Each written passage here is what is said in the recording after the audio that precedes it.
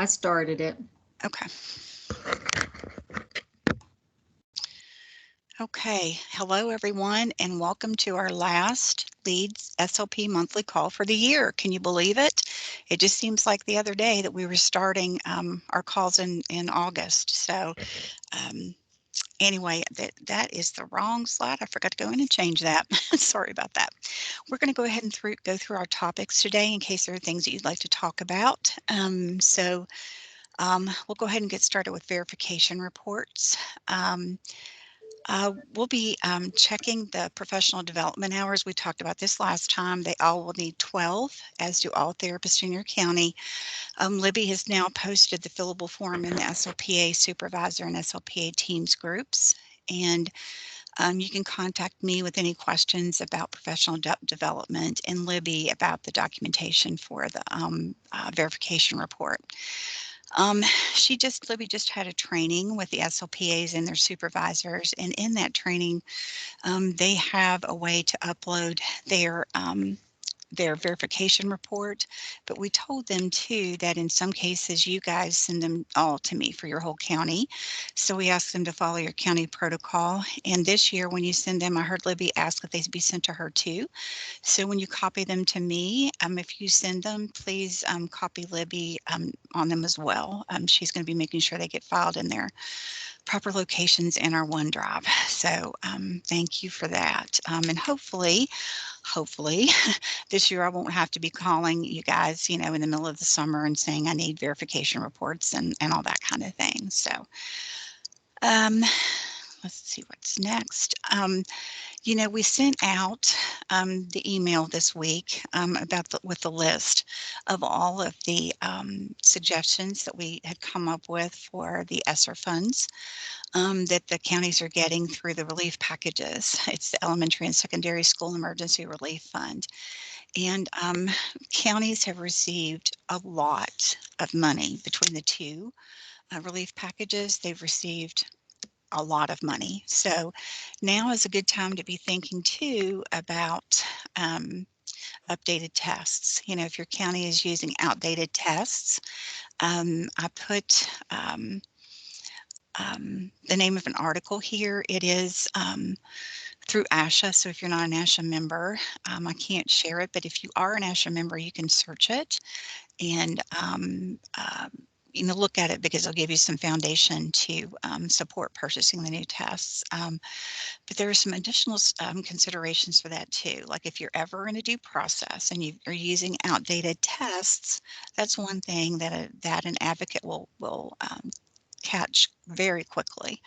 And that can be used against the county that you used faulty information to determine your eligibility. So that's one important consideration, and it can also result in over and under identification of students.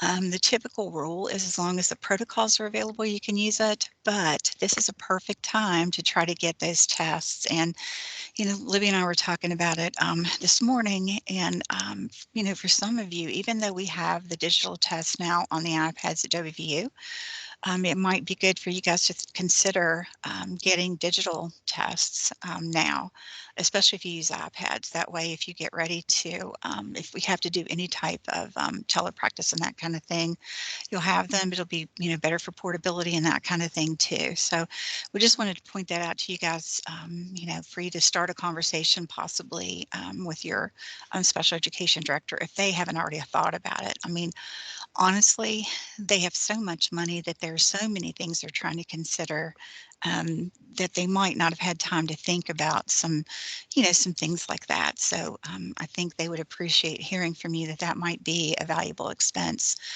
for them to make to update your test libraries. And remember too, we always have the WVU Salad Lab that you can check out tests to see, if you like them and that kind of thing before making a purchase. And this, you guys got a copy of the list, the special ed directors got a copy of the list, and so did county superintendents. I contacted some of you. There were about 10 people who volunteered to help with the Better Speech and Hearing Month video that we wanted to make. And I really appreciate them, and we're definitely going to be using them in the video that we make. But After I really thought about what we were trying to accomplish during the month itself, I was just really afraid that what we would come up with would not be the quality production we wanted it to be. The graphics department did not have time to help us do anything other than brand the beginning and the end. And so I just didn't feel like, it was going to be worthwhile because the reason for doing the video is to promote our field. And I didn't feel like we had enough time to do that in the proper manner in the way, to do it justice. So we decided not to do the video this year, but the department is going to be spotlighting 10 therapists. I turned in 10 names. I'm not sure how many they're going to spotlight, but they're going to spotlight those therapists on the WVD Facebook and Twitter pages. So thank you to those therapists who volunteered. And we will be sending out weekly emails to directors. And some of the things I thought about doing was, maybe a newsletter. That would be, so much easier to put together than a than a video for right now about good things happening in the schools. Good things happening with SLPs in the schools. And SLP, SLI fact sheets. We have new ones that have been updated just to remind them about speech language impairment. Another thing is the Blue Ribbon Book Club activities, and we'll talk about that again in a minute. But in the meantime, are there any other suggestions of things you think we could do through a couple of emails this year for Better Speech and Hearing Month? If there are, just go ahead and unmute and let us know what you think.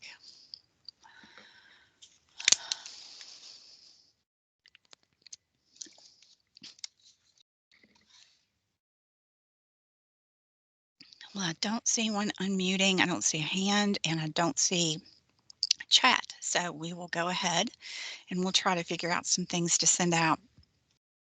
One thing that we did last year, but honestly it happened after school was out, was we wrote, Libby and I wrote, mostly Libby, wrote speech language activities for home for the Blue Ribbon Book Club summer books that were sent out through the Office of Early and Elementary Education. What they do is they send 4 books for the summer to rising first grade, second grade, and third graders, and they receive the books in the mail. They'll get 2 in June and 2 in July. And they've arranged for audio recordings for celebrities for each book, so people, the families can just listen to the books. They have the teachers have created some activities for them to do, and they've even incorporated some outside activities for them to do, like for STEM activities and that kind of thing. But what we did was go ahead and write some speech and language suggestions for them to do, for parents to do with their child with those summer books as well. And so we already have the first grade summer books ready because they kept the same ones, and we've got 4 new second grade ones that are coming in um, that we'll be working on next week. The third grade are chapter books, and we decided not to do anything for that group. But we wanted to make you guys aware of it because before school's out, I'll be sending an electronic attachment to you with all of the suggested activities for for the 2 grades, first and second. So you can send them home with your families. I know a lot of times you're looking for things to send home for them for the summer. And those will be some activities you can send home that will be related to those books. And here's the link to the page that has all the activities on it. And then this coming summer, there'll be a tab for speech and language activities. You'll see when you get there to the website. Um, I don't think I mentioned this last time, so I just wanted to make sure that we mentioned it to you, and I didn't get the logo in there. But um, Superintendent Burt has created a West Virginia Technical Assistance Center for Accessibility, and we're calling it the TACA Center. And with that, there's going to be support for AAC, for coaching and mentoring for AAC. There'll be devices to check out and that kind of thing. It's going to be our part of that. We have a staff of people who are going to be part of that technical assistance center that we can use as resources. And we're going to be coordinating with other state agencies to do trainings and that kind of thing. So what we're hoping to accomplish with this, at least from our end, is to go ahead and make sure that as kids transition from birth to 3 and then from school age to post-secondary, that there isn't any downtime with OGCOM devices and that kind of thing. So I know I did mention to you last time about the proposal that we had written for the Division of Rehab Services, and we met with them, I think it was Wednesday, and they approved our proposal. So we are going to be setting up that AT and AAC lending library this summer. And we're going to be trying to hire the coaching staff that we need. We're going to have resources like books and tests and that kind of thing that would be checked out. And it's a 3-agency proposal now. It's going to be Division of Rehab Services, Department of Ed, and there is an agency that does career and technical education, and they're going to be involved as well. But it's just a really exciting program that's going to be established through this proposal. And, we think it's going to be leading the country as far as the transition pieces and that kind of thing. So just want to let you know that that is going to be happening. This is just a reminder about the best practices for evaluating deaf and hard of hearing students. And honestly, I mean, I understand if this is a horrible time of year to have any type of webinar. And what we had hoped to accomplish for this webinar was to have the document ready. We just received the document last week, and so it is not ready for publication yet.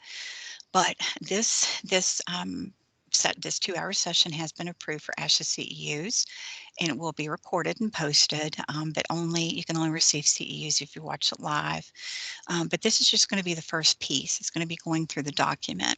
And I think what we're going to try to do in the fall, in one of the pre-service days, is have a training where we invite not only deaf, hard of hearing teachers and SLPs, but potentially the preschool coordinators, because I think sometimes there's a lack of understanding just because they don't have to deal with it very often. They're a low incidence population, but I think there's a lack of understanding sometimes about the needs of the students with hearing impairments. So this is just going to be part 1, and we'll do a part 2 where we work on the teaming and the collaboration process, because I mean, you guys know, and I'm hearing it from the deaf, hard of hearing teachers as well, that, the SLP thinks that deaf, hard of hearing teachers in charge of doing the evaluation. The deaf, hard of hearing teacher thinks it's SLP, and in reality, it's a collaboration. It should be a collaboration for it to be functional, for it to be appropriate, and for it to meet the needs of the student. So we'll be working more on that, but this is just part 1 as far as the document's concerned. We did a couple of professional development surveys. We did one last May, and we had 137 participants for that one. And during that one, they just ranked their needs again for continuing education on a scale from 1 to 5. They ranked the preferred method of continuing education delivery, best times for participation, and then we asked some open-ended questions with it.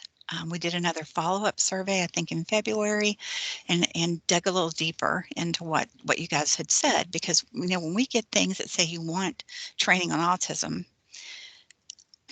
there are a lot of things about autism we could train about, that we could, provide training for. Same thing for AAC. We've done so many trainings with Karen Haynes and different people, and still that's one of the, one of the highest rated requests we get. So we need to know what aspects of those areas we need training on. So Libby is going to go ahead and go over these survey results with you. And Sarah, did you turn your camera on? Did you want to say something? Oh, okay, sorry. I'm sorry. I thought maybe you were on because you wanted to say something. Okay, Libby. Hey there. This was the May survey, and what I did is I took the averages because they rated them. on a scale from 1 to 5, and then I took the averages. And the top priority, not a surprise, for May of last year was telepractice, either telepractice like therapy or the top one was telepractice evaluations. Then came apraxia, then language and literacy, then the drug babies, fluency, social communication, cognition, and AAC. So that was kind of the order. And then we asked them open-ended questions, as Leanne had said, about speaker suggestions. And these were some of the people that were suggested for speakers. And we've been looking at those options, and we'll be asking you for some ideas too. Then in February, we did the Digging Deeper survey. And we appreciated people responding to that as well. We had 139 responses. And what we did in this instance was, it was a branched survey, which means we gave a topic, and then we said, if it's a priority, then, do you want to answer some more questions about it and rank some areas? And if it wasn't a priority, then it would go on to the next question. And that told us a lot. Because if people didn't even want to spend time on it or didn't think it was a priority, then that was good information. We looked at 16 areas, and they ranked topics within those areas. So like, let's say if one of the questions would be AAC, then was that a priority? Then if it was, then they had topics within that. And then they had 2 open-ended questions at the end with additional training topics and suggestions for speakers.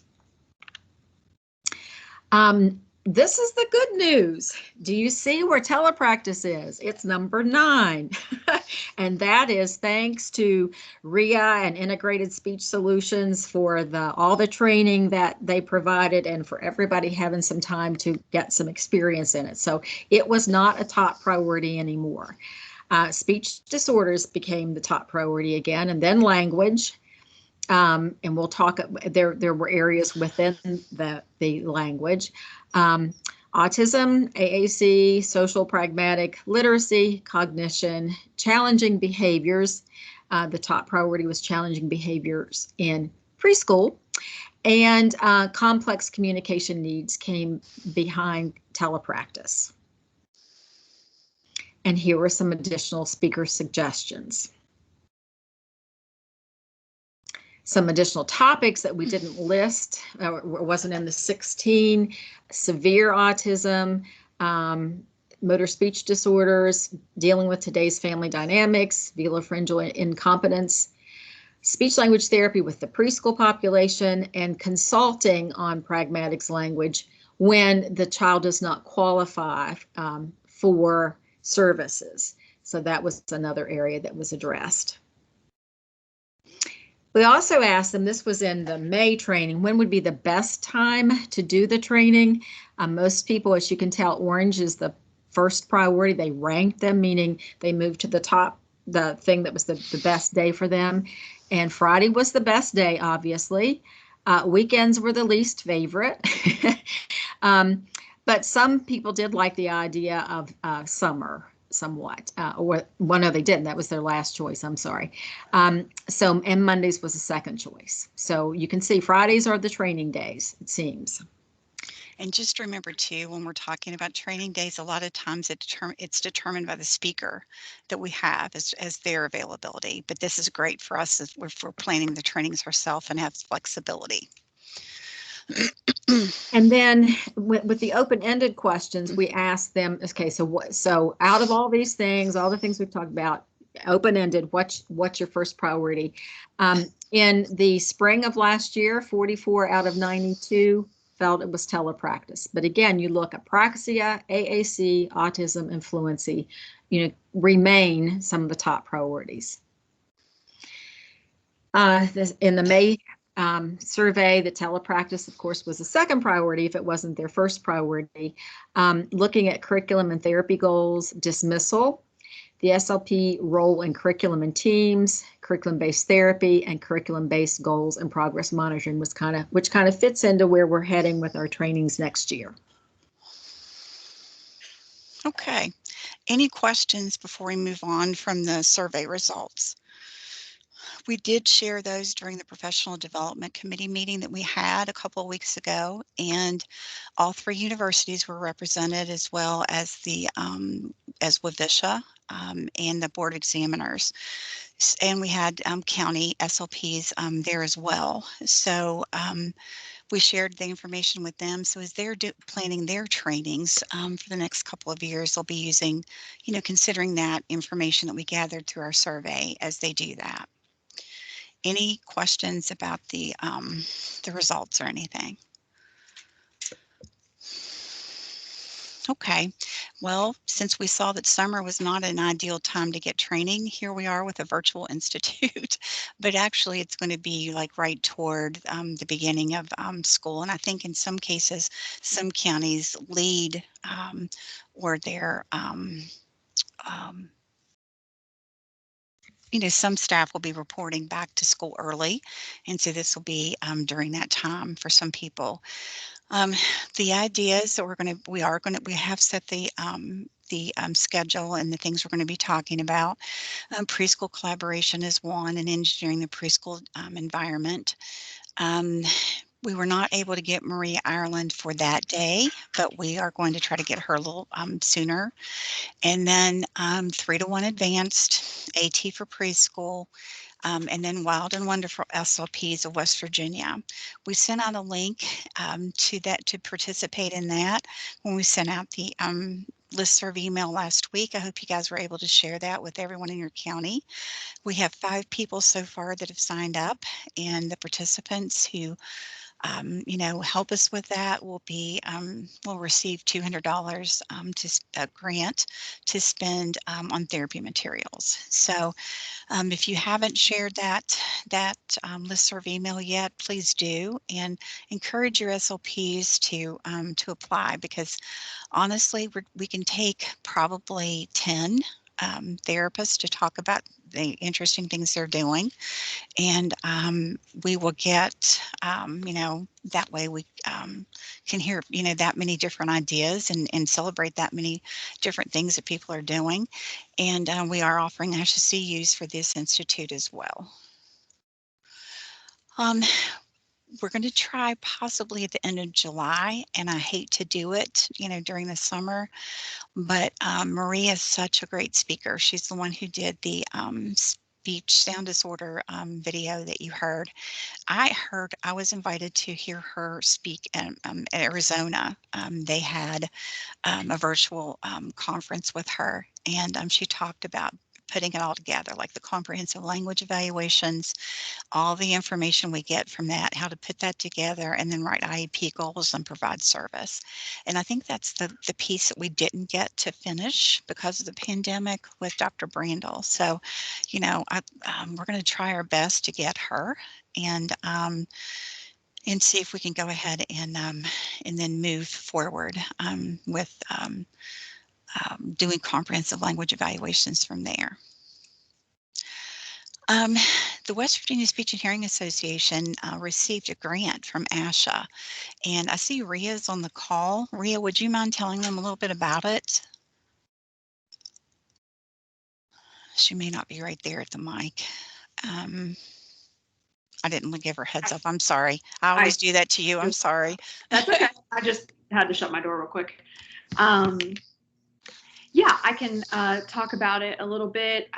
So we were fortunate enough to be able to apply for an ASHA State Association grant this year.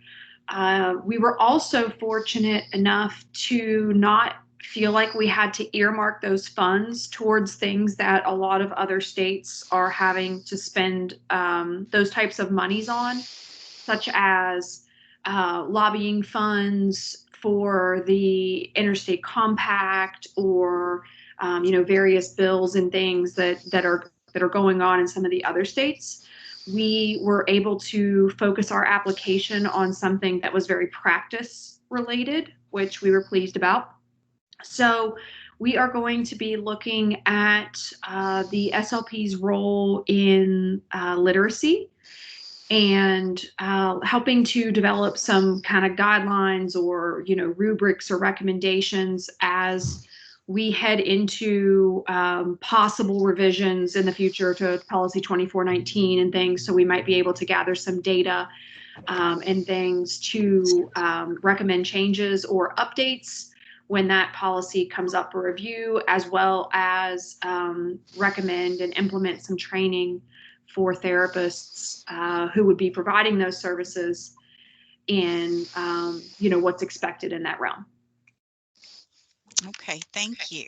So congratulations to the Wavisha board for applying for that grant and receiving it, and I'm sure we're going to see good things come from it. During our professional development committee meeting, we were just trying to get some ideas of ways we could support new therapists and that kind of thing during part of our conversation. And one of the things that was mentioned was training on the WVDE forms ahead of time. That sometimes it's overwhelming for you guys to have to train them on all the forms and what you use them for and that kind of thing, as well as county procedures and that kind of thing. So we listened and are happy to provide a training for new SLPs prior to school starting. If that would be helpful, we could also record it, and that way you could play it or they could go through it. And you wouldn't have to spend the time doing it. I think sometimes having that done ahead of time, lead SLPs thought that might be helpful instead of having to spend so much time just overwhelming them with forms right off the bat. So we thought the introduction to online IEP might also be a good thing that we could do ahead of time. And that way, even if they haven't been officially hired, but they're going to be, they're just waiting for a board meeting or something like that, they could attend the meeting as well. Are there any other things that you think that would be good if we could talk with them about right up front, even before school starts, so it would make it easier for you guys when you provide your county trainings? You can unmute, or you can put it in the chat box.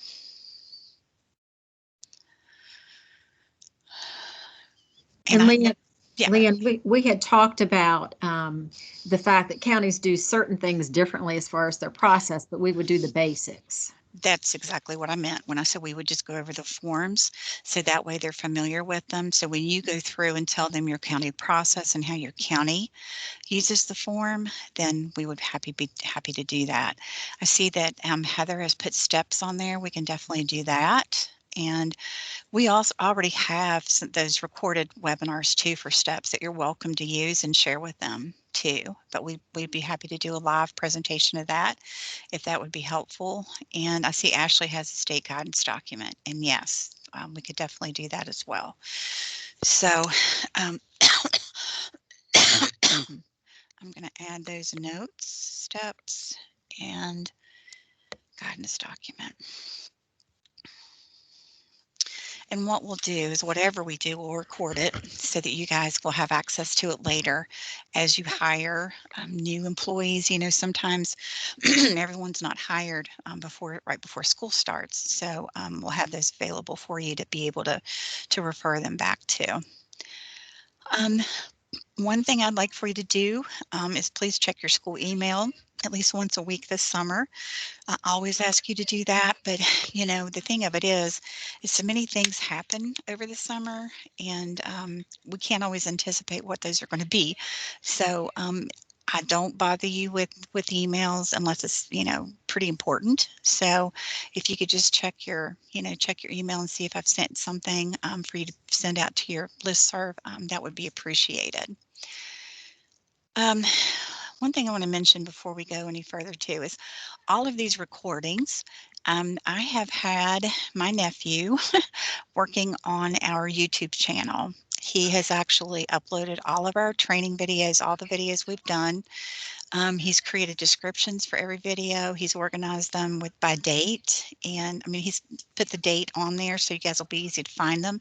And he's created playlists for you to be able to look at all the videos related to monthly lead calls and that kind of thing. So I'll be sending you that link before school's out, and that way you can share it with your, with your SLPs. The only one that I'll have him make private is the leads playlist. I'll make it sure that just, I'll have him add access to that playlist for just you guys who are on the listserv list. But then everything else, like any of our steps videos, anything about 3 to 1, all those kinds of things, all the Jane Brandel trainings that have been done, everything will be there for all therapists to be able to view, and our private contractors who haven't always had access to our videos. So we're real excited to get that piece done. And, we can move it forward pretty quickly, uploading things there too. Hopefully it'll be helpful for everyone. Our focus for this year was going to be language and literacy, but the pandemic kind of got in the way. So we're going to finish up hopefully with those comprehensive language evaluations this summer, and then next year talk about language and literacy. So we'll be talking, trying to get some speakers for that, and set up some different trainings for that. So we will be sharing that information with you as we get it decided. And then interprofessional collaboration with the 3 to 1 model. I think it's really important for all the things that are going on now for us to try to use the 3 to 1 model if we use it appropriately. And I think there's still some misunderstanding about it. The thing that makes it work is the collaboration with the classroom teacher. That's what the evidence supports. So we'll do some more training on that. We're probably going to do a little bit of training on speech sound disorders, just because I think, not particularly for you guys, because we've already had you guys go through the video and gave an opportunity for discussion, that kind of thing. But I think the SLPs in your counties need to hear some information about speech sound disorders, and we might see if Marie could do that for us as well. Steps, because a lot of counties are moving toward trying to reduce the number of identified special education students, as they should. We talked about indicator 10 before, and the fact that it looks at over-identification in 5 eligibility areas, and speech language impaired is one of them. So we're going to keep promoting steps, and by using a combination of the 3 to 1 model and steps, I think you can see your county caseloads switching a lot and becoming more aligned with what's going on in the rest of the nation. With steps though, and the 3 to 1, I think it's going to require some more publicity from me to the special ed directors. We've already provided some training, but what we did was do a 1-hour training. And I think what I'm going to do this summer, when they actually have time to listen, is do like some 10-minute quick webinars for them to watch on specific topics, so that we can get the point across to them how important doing these things are, and how that can fit right into what they want to see happen within their counties. And then we're going to be doing some training about AAC and the communication matrix. Our team that's been working on the communication matrix modules is almost finished. We're just putting in finishing touches with videos and photos of kids from West Virginia. And then those pieces will be available not only on our YouTube channel for you to just watch at leisure, but also through West Virginia Learns, so that you can watch them and earn CMH hours. But we can also offer them possibly as like a series of a webinar series that we could provide ASHA CEUs for, kind of like we've done the telepracticing series. So we're very excited about all of those things finally coming into place. We would not have made it through the last year and a half if it hadn't been for Rhea and her Best Life and Integrated West Virginia staff. So thank you so much for providing the statewide trainings on teletherapy assessment. Anything I called and asked Rhea to do, she did for us, and then some. So I just wanted to be sure and thank her again. She also provided crucial support with the Microsoft team of programmers and engineers because honestly, I wasn't doing telepractice. I couldn't tell them all the things that you guys were trying to do and show them and tell them why it didn't work and how it needed to be better. But Rhea did that for us. And so, like I said, just can't thank her enough for all the support for our whole state. And I know that she also worked with individual counties too to provide telepracticing training for their therapists. So you're amazing as always. Now, we have some time to talk, and what I'd like to talk about, and I'm going to quit sharing my screen for just a second. What I'd like to talk about is just some things that you'd like to see us improve for this year. You know, I don't want to send out another survey um, because, you know, I know you guys are kind of done with them. But, you know, the thing of it is it does provide good information for us and it does help us. Um, um, you know, we do take the information to heart. So, you know, this year we tried to give you meeting dates and that kind of thing right up front. You know, was that kind of thing helpful?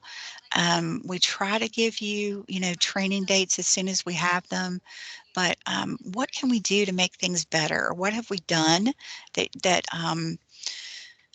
you know, that you want us to continue, and what things have you thought of that would be more helpful? So I'm assuming you guys are saying yes, that having the training dates ahead of time on that save the date list was good. Knowing the dates ahead of time is great. Okay.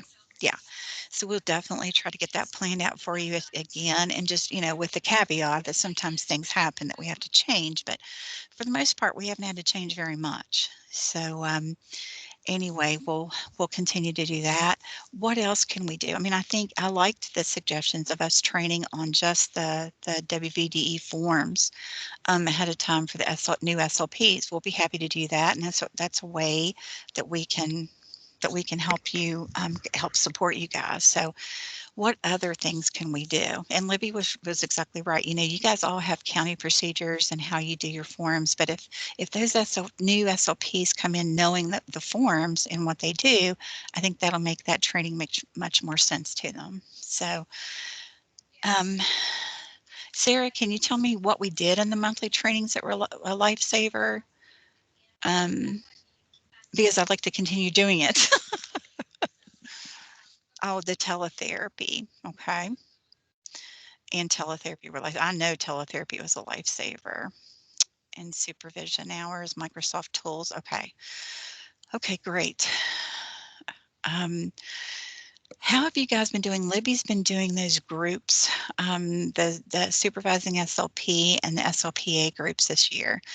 And I think that you're going to find that you are it's going to make your life so much easier this summer before school's out, because all that paperwork is going to be taken care of and you guys won't be having to rustle around and get it. But I'd also like to get some feedback from you guys about those groups. Have you found that because of all that support that she's giving them, that you guys aren't having to support them as much, and that kind of thing? Um, while you answer that, I'll be reading these comments.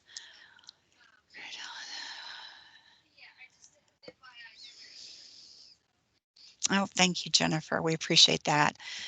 You know, we always do want to do what we can to help support you, and just having the regular scheduled training. Okay, that's good. Is there a plan to record virtual conferences in August? Yes, they will be recorded, and let us play it for our SLPs for CEUs if we take attendance. Libby does our ASHA CEU, and she works with Helen Turner through Wavisha to get our CEUs approved. And we've talked about the fact about trying to figure out some way to provide training to incorporate training CEUs for people who watch recorded sessions, just kind of like Wavisha did this year for their conference. So she's going to be checking into that to see if we can provide CEUs, like if they answer like 5 questions or something like that, if we can still provide CEUs for that.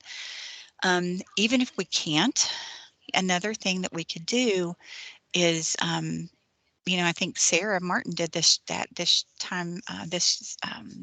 semester in Berkeley for the ethics session.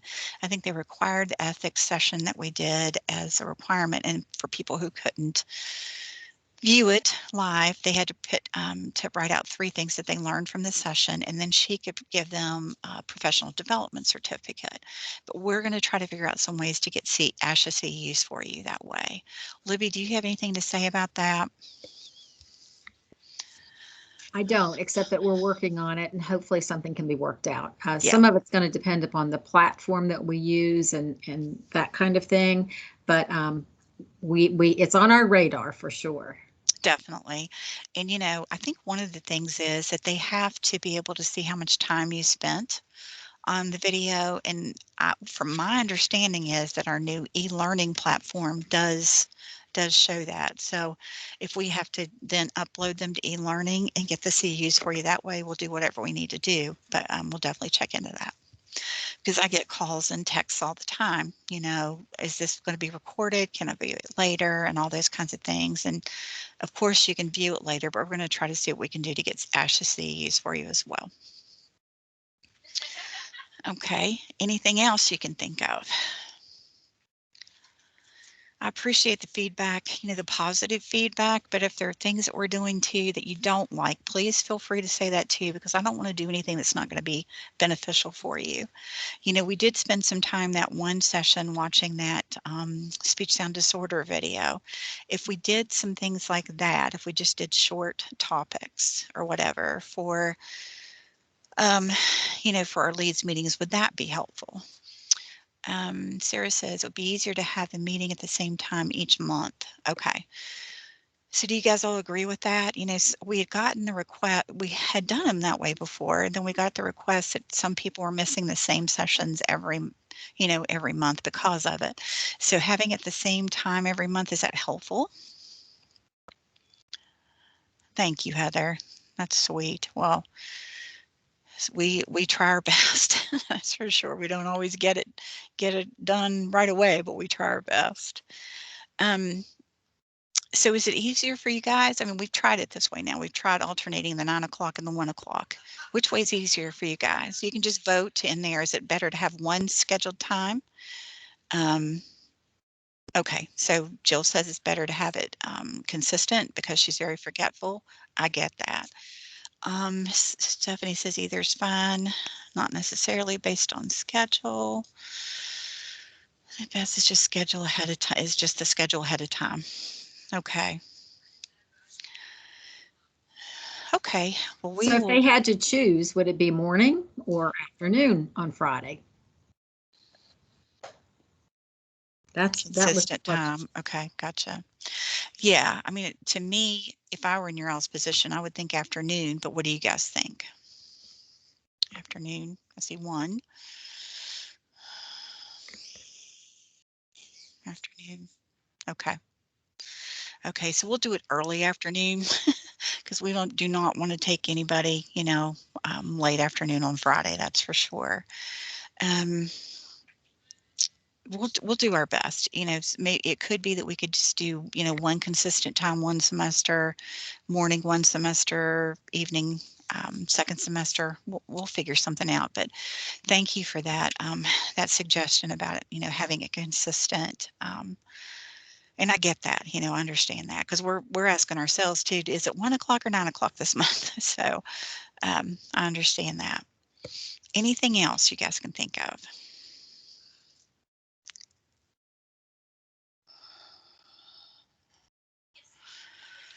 Okay. Whoops, went backwards. Okay, and we already just talked about that. And I just want to say congratulations to you guys. You did it. With so many things happened this year. I know when we started talking in August, you guys probably felt like we're not going to make it through this. And I honestly felt your pain and understood why you felt that way, but you did do it. And I just can't tell you how much I've appreciated all the hard work and determination you guys have shown this year. And I do want to say one thing before I forget. I just saw Kim Porter put a comment on there, and Kim has been one of our leads from Putnam County the whole time, I think, since I've had this job, and Kim's retiring this year. So I'd just like to recognize Kim real quickly. You know, the people who retired and retire in the summer, I don't always know they're going to go, but Kim I do know is going to go. So I'd just like to thank Kim for the job she's done for Putnam County, and wish her well in her next endeavors. And we might be seeing her around some other time, because we'll get her involved with some things we're doing if we possibly can. Heather, I see, is your hand up? Did you want to say something?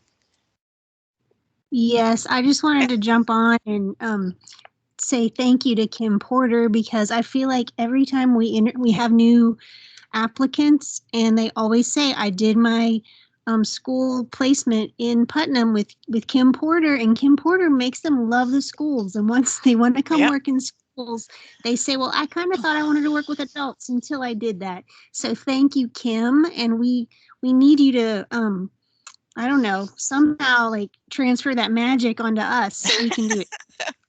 We could have Kim do a supervisor's training for us or something. I think that's a great idea. Hey, believe me, guys, I'm getting teary-eyed. I mean, I hate leaving this group, but I'm telling you, oh my gosh, this has been a wonderful experience. And you know, I'm gonna miss, like I said, I don't think I get to keep my school email, but I'm gonna miss, you know, hearing about all this stuff. And you know, Well, like I I said, hope that I can stay in, you know, doing something. we're going to keep dragging you back in, Kim. You know, it's one of those things, you know, you're not going to get out after all. So, um, I can't, of course you can stay and join the leads meetings, Kim, if you want to hear about it, but something tells me Yes. that one of these days that, you know, I can add you to our listserv with just your personal personal email, but something tells me one of these days, when you have a choice between the leads meeting and the grandkids better win. So, but anyway, thank you so much for all of your help all these Thank years. you. And I've known Kim since college. Kim and I were at Marshall together one summer. So anyway, I'm going to hate to see her go, but really happy for her. So congratulations. Um, let's see. Oh, Jill said she loved a supervisor's course. And you know, that might be one thing we want to consider, just because